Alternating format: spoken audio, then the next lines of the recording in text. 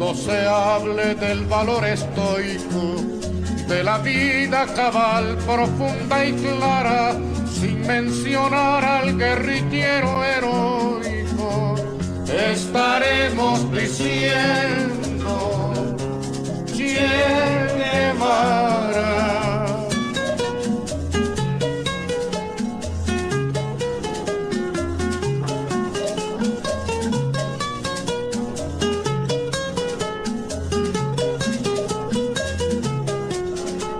Cuando se hable de la luz guiadora, cuya fuerza inmortal la noche aclara, hasta tornarla en una nueva aurora, estaremos diciendo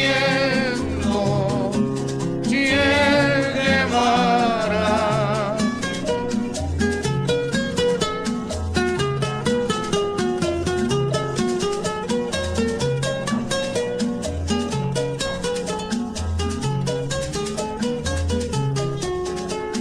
Cuando se hable de los decididos, de los que salen a mostrar la cara por la miseria de los oprimidos, estaremos diciendo Che Guevara.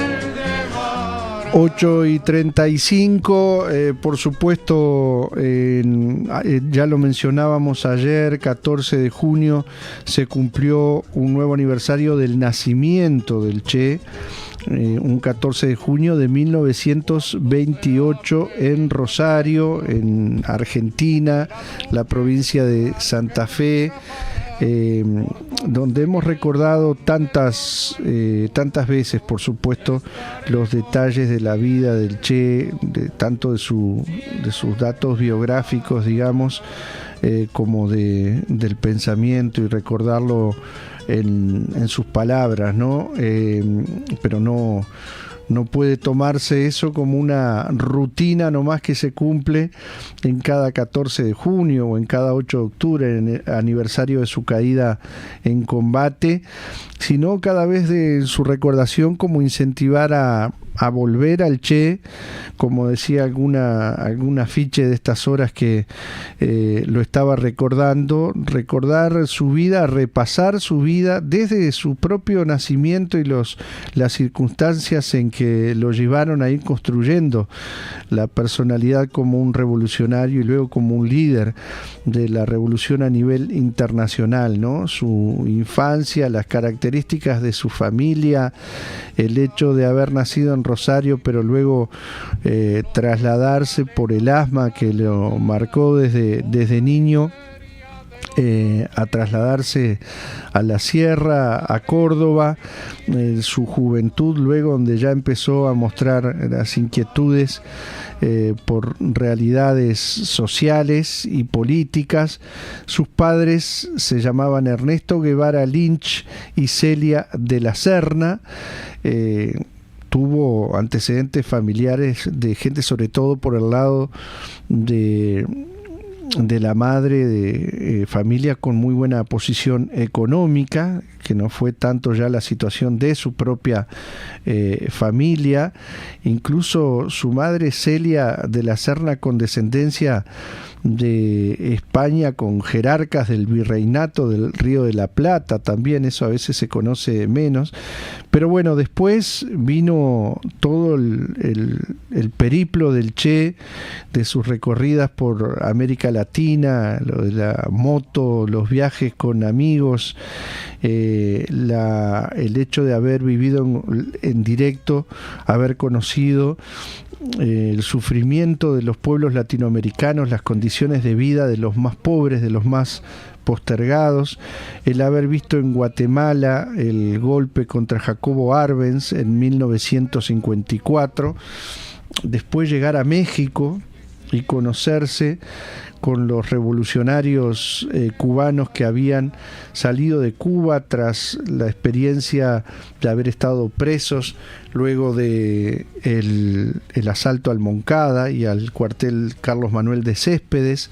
Ahí ese encuentro clave para su vida, de haber conocido a Fidel, a Raúl, al conjunto de revolucionarios cubanos, la larga charla de horas con Fidel, donde él recordó después en una carta de despedida, donde ya se convertía en un expedicionario más del Granma, del yate donde 82 revolucionarios cubanos, ya el Che integrado como cubano podría decirse, llegan a Cuba y empiezan la lucha desde la Sierra Maestra. El transformarse rápidamente ahí en ese proceso, quien era médico, irse transformando en un líder militar, en su designación rápida de comandante y de irle otorgando las mayores responsabilidades por parte de Fidel, de ir conduciendo parte de columnas, de ir tomando el control de parte del territorio cubano en donde se fue distribuyendo el ejército rebelde, ¿no? Y después la otra faceta del Che que se fue desarrollando como aporte a la ideología, aportando a la base del marxismo-leninismo, podríamos decir, pero junto con Fidel, ir analizando el proceso internacional en que estaba el mundo en aquellos comienzos de la década del 60, la construcción, el inicio de la construcción de un proceso socialista que lo hace a el Che ir haciendo e ir pensando, ¿no? Ir enfrentándose al desafío de conducir un proceso que cambiara la vida en concreto de los millones de cubanos y de ir trabajando en la conciencia del pueblo cubano para avanzar en ese sentido, ponerlo al frente de un proceso de la reforma agraria en el INRA, en el Banco Central de Cuba, luego el ministro de Industria, es decir, se le iban asignando los puestos claves de responsabilidad. Hasta que el Che decide, como se conoce en esa carta, cumplir con un compromiso que le estableció Fidel de que cuando él quisiera ir a desarrollar la lucha internacionalista a otros puntos del planeta se le iba a permitir eso, ¿no? Vino ahí ese primer intento con el Che yendo al Congo a intentar iniciar un proceso de liberación en esa parte de África que fue frustrado porque las condiciones de fortaleza de las fuerzas revolucionarias del Congo, las fuerzas africanas, no lo permitieron. Un tiempo pasar en la República Checa, donde vino las reflexiones también que el Che iba escribiendo, iba aportando de todo lo que iba viviendo, tanto del proceso en Cuba como lo que le tocó vivir en el Congo. Ahí están sus cuadernos del Congo precisamente, pero antes están todos los discursos, los recuerdos de la etapa guerrillera, desde la guerra de guerrillas, pasajes de la guerra revolucionaria, los escritos sobre los debates económicos de la construcción del socialismo, la discusión sobre el sistema central de financiamiento, el plan central de financiamiento y otras opciones, en fin, y luego la decisión del Che de ir a iniciar un proceso similar en Bolivia, evaluando las condiciones de la ubicación geográfica de Bolivia, el proceso acá en el sur, la idea de desde ahí tener cerca Argentina también para desarrollar procesos similares, y el camino de ese tramo final que ya conocemos. O sea que siempre es un desafío resumir, qué elegir de toda esa historia del Che, con qué tramos recordarlo, con qué pasaje, con qué reflexiones, con la necesidad acuciante de traer al Che al presente cada vez que pensamos en él, ¿no? Fíjense en el mundo de hoy, si miramos hacia lo que pasa en Medio Oriente, pero si miramos a América Latina, a Cuba hoy, a los desafíos de Cuba hoy, ¿no? A los debates en torno a Cuba hoy, a lo que es el imperialismo sobre el que habló el Che, sobre ese Estados Unidos que dijo el Che en un discurso que no había que darle ni tantito así, juntando su dedo índice casi juntándolo con el pulgar, ¿no? Es decir, y nada darle al imperialismo, recalcaba el Che. pero elegimos entre tanta cosa escuchar una parte hablando aquí en nuestro país, porque bueno, fuimos saltando en pocos minutos, por supuesto, tener la herejía de resumir la vida del Che, ¿no? Pero le tocó venir aquí a una reunión internacional de la OEA, hecha en Punta del Este. Antes estuvo acá en el Paraninfo de la universidad, hablando ante un Paraninfo atiborrado de gente, y defender a Cuba en los debates de esos días en Punta del Este, donde estuvieron rodeados del calor del pueblo uruguayo también, la delegación cubana que el Che encabezaba, ¿no?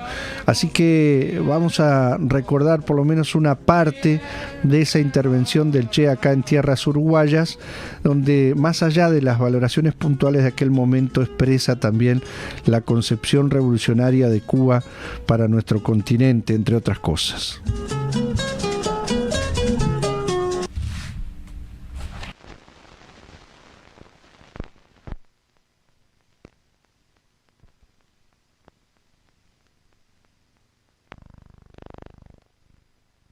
Algunas de las afirmaciones del señor delegado del Perú no pueden ser ratificadas por nosotros. Eso era la cuestión, señor presidente. Señor representante.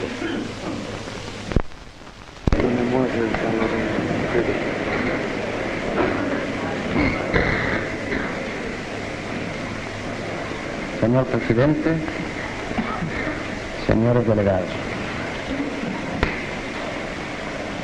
Como todas las delegaciones, tenemos que empezar agradeciendo al gobierno y al pueblo de Uruguay la cordial acogida que nos ha dispensado en esta visita.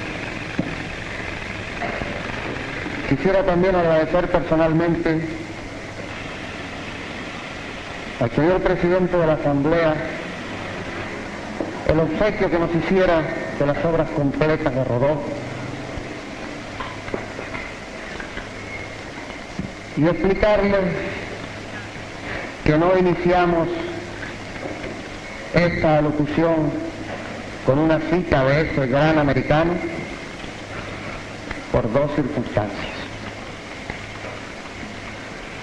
La primera es que volvimos a Ariel después de muchos años para buscar algo que representara en el momento actual las ideas de alguien que más que uruguayo es americano nuestro, americano del río Bravo hacia el sur.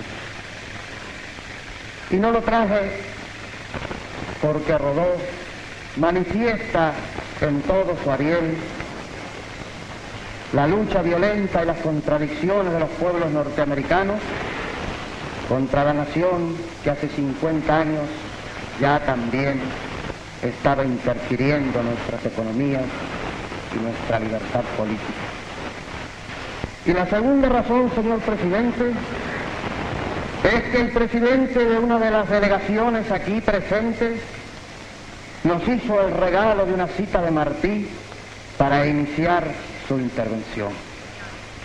Contestaremos, pues, a Martí con Martí. A Martí con Martí, pero con el verdadero Martí. Con el Martí antiimperialista y antifeudal que murió de cara a las balas españolas, luchando por la libertad de su patria y tratando de impedir con la libertad de Cuba que los Estados Unidos cayeran sobre la América Latina, como dijera en una de sus últimas cartas. En aquella conferencia monetaria internacional que el señor presidente del banco recordó, hablando de los 70 años de espera del Banco Interamericano, en su alocución inaugural, decía Martí: quien dice unión económica, dice unión política. El pueblo que compra manda, el pueblo que vende sirve. Hay que equilibrar el comercio para asegurar la libertad. El pueblo que quiere morir vende a un solo pueblo y el que quiere salvarse vende a más de uno. El influjo excesivo de un país en el comercio de otro se convierte en influjo político. La política es obra de los hombres que rinde sus sentimientos al interés o sacrifican al interés una parte de sus sentimientos. Cuando un pueblo fuerte da de comer a otro, se hace servir de él.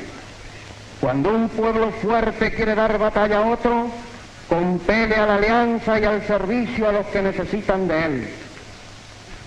El pueblo que quiera ser libre, sea libre en negocios. Distribuya sus negocios entre países igualmente fuertes. Si ha de preferir alguno, prefiera al que lo necesite menos. Ni uniones de América contra Europa, ni con Europa contra un pueblo de América. El caso geográfico de vivir juntos en América no obliga, sino en la mente de algún candidato o algún bachiller, a unión política. El comercio va por las vertientes de tierra y agua, y detrás de quien tiene algo que cambiar por él, sea monarquía o república. La unión con el mundo y no con una parte de él. No con una parte de él contra otra. Si algún oficio tiene la familia de repúblicas de América, no es el de ir de arria de una de ellas contra las repúblicas futuras. Ese era Martí hace 70 años, señor presidente. Bien, cumpliendo el deber elemental de evocación y retribuyendo la gentileza al delegado que nos la hiciera antes, pasamos a la parte fundamental de esta intervención nuestra, al análisis de por qué estamos aquí, a caracterizar la conferencia. Y tengo que decir, señor presidente, que disiento en nombre de Cuba de casi todas las afirmaciones que se han hecho, aunque no sé si de todos los pensamientos íntimos de cada uno. Tengo que decir que Cuba interpreta que esta es una conferencia política, que Cuba no admite que se separe la economía de la política y que entiende que marchan constantemente juntas. Por eso no puede haber técnicos que hablen de técnica cuando está de por medio el destino de los pueblos. Y yo voy a explicar, además, por qué esta conferencia es política. Y es política porque todas las conferencias económicas son políticas. Pero es además política porque está concebida contra Cuba. Y está concebida contra el ejemplo que Cuba significa en todo el continente americano. Y si no, el día 10, en Fuerte Amador, zona del Canal, el general Decker, mientras instruye a una serie de militares latinoamericanos en el arte de reprimir a los pueblos, habla de la conferencia técnica de Montevideo y dice que hay que ayudarla. Pero eso no es nada. En el mensaje inaugural del 5 de agosto de 1961, el presidente Kennedy afirmó: ustedes, los participantes en esta conferencia, atraviesan un momento histórico en la vida de este hemisferio. Esta reunión es algo más que una discusión de temas económicos o una conferencia técnica sobre el desarrollo. Constituye, en verdad, una demostración de la capacidad de las naciones libres para resolver los problemas materiales y humanos del mundo moderno.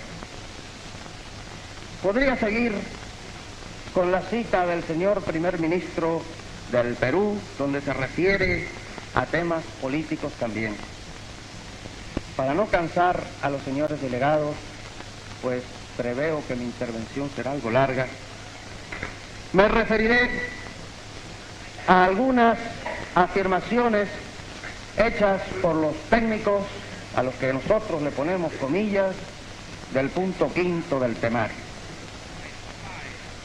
En la página 11, al final, como conclusión definitiva, establecer en el plano hemisférico y en el nacional procedimientos regulares de consulta con los comités asesores sindicales a fin de que puedan cumplir un papel influyente en la formulación política de los programas que se aprueben en la reunión extraordinaria. Y para remachar mi afirmación, para que no quede duda de mi derecho a hablar de política, que es lo que pienso hacer en nombre del gobierno de Cuba, una cita de la página 7 de ese mismo informe, el punto 5 en discusión.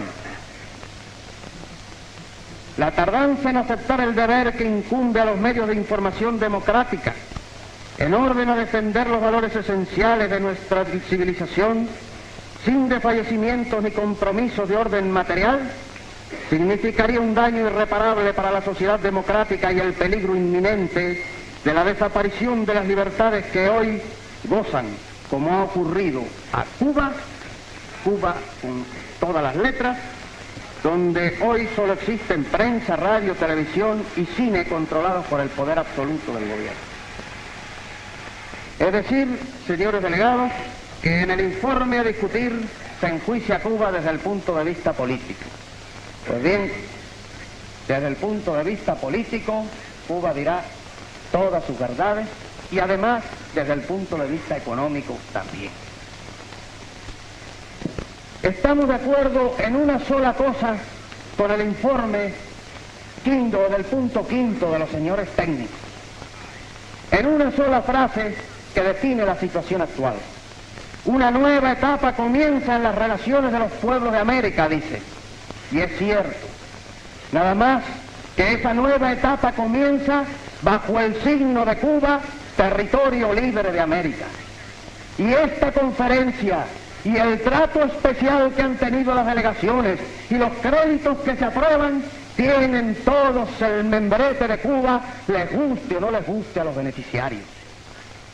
Porque ha habido un cambio cualitativo en América, que es el que un país se pueda alzar en armas, luchar contra el ejército que parecía invencible, destruirlo, aniquilarlo, reducirlo a cenizas, implantar un nuevo ejército popular, plantarse frente al monstruo invencible, esperar el ataque del monstruo y derrotarlo también.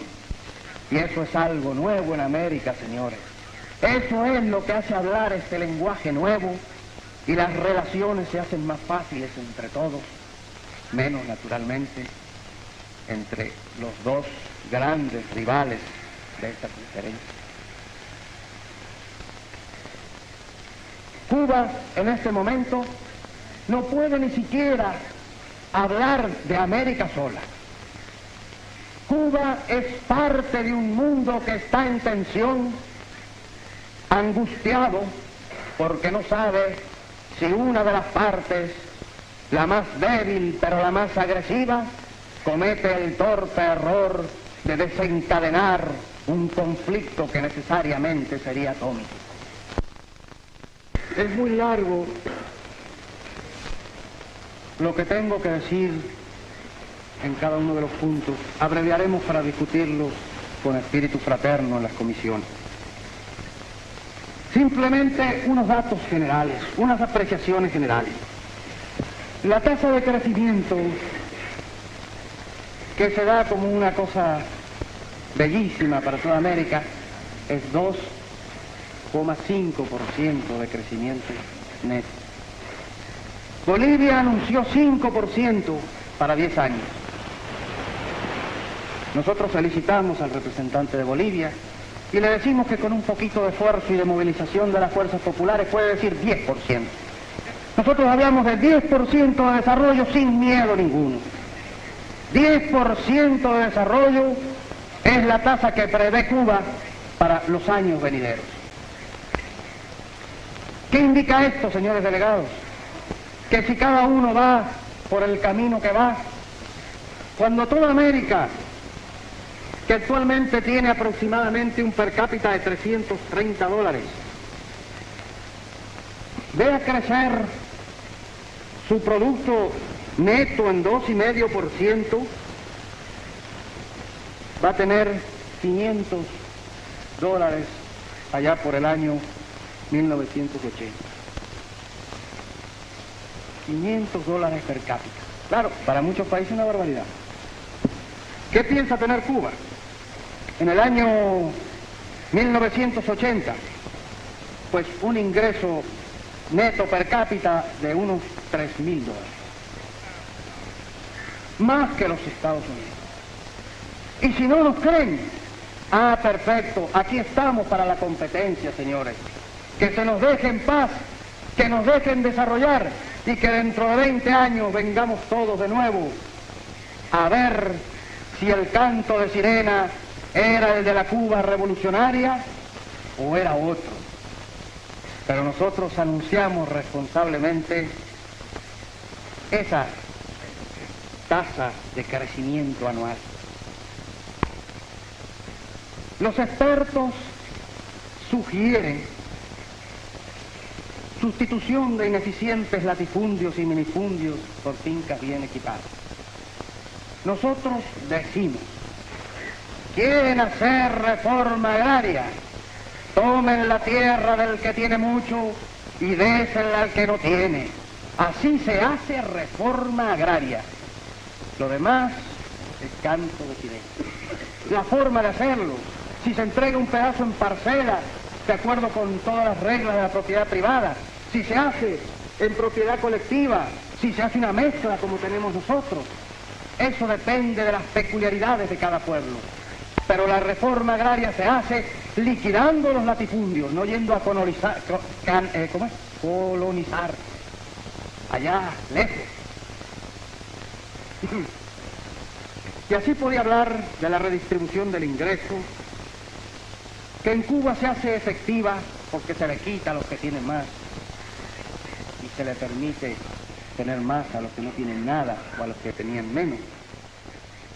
¿Por qué hemos hecho reforma agraria? Porque hicimos reforma urbana, porque hicimos rebaja de tarifas eléctricas y telefónicas, que entre paréntesis fue la primera escaramuza con las compañías monopolistas extranjeras.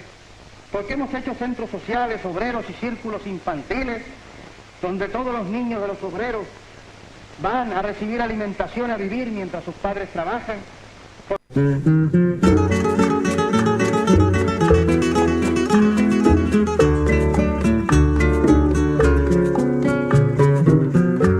Aprendimos a quererte desde la histórica altura, donde el sol de tu bravura